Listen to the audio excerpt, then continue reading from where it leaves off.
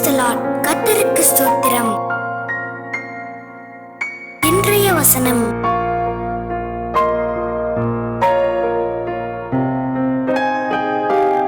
கலாத்தியர் 5:13 முதல் 17 வசனங்கள்.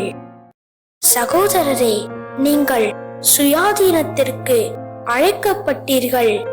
இந்த சுயாதீனத்தை நீங்கள் மாம்சத்திற்கேதுவாக அனுசரியாமல் அன்பினாலே ஒருவருக்கொருவர் ஊழியம் செய்யுங்கள். உன்னிடத்தில் நீ அன்பு கூறுவது போல பிறரிடத்திலும் அன்பு கூறுவாயாக என்கிற இந்த ஒரே வார்த்தையிலே நியாயப்பிரமாணம் முழுவதும் நிறைவேறும். நீங்கள் ஒருவரையொருவர் கடித்து பட்சித்தீர்களானால் அழிவீர்கள். அப்படி ஒருவரால் ஒருவர் அழிக்கப்படாதபடிக்கு எச்சரிக்கையாயிருங்கள். பின்னும் நான் சொல்லுகிறதென்னவென்றால், ஆவிக்கேற்றபடி நடந்து கொள்ளுங்கள். அப்பொழுது மாம்ச இச்சையை நிறைவேற்றாதிருப்பீர்கள். மாம்சம் ஆவிக்கு விரோதமாகவும் ஆவி மாம்சத்துக்கு விரோதமாகவும் இச்சிக்கிறது.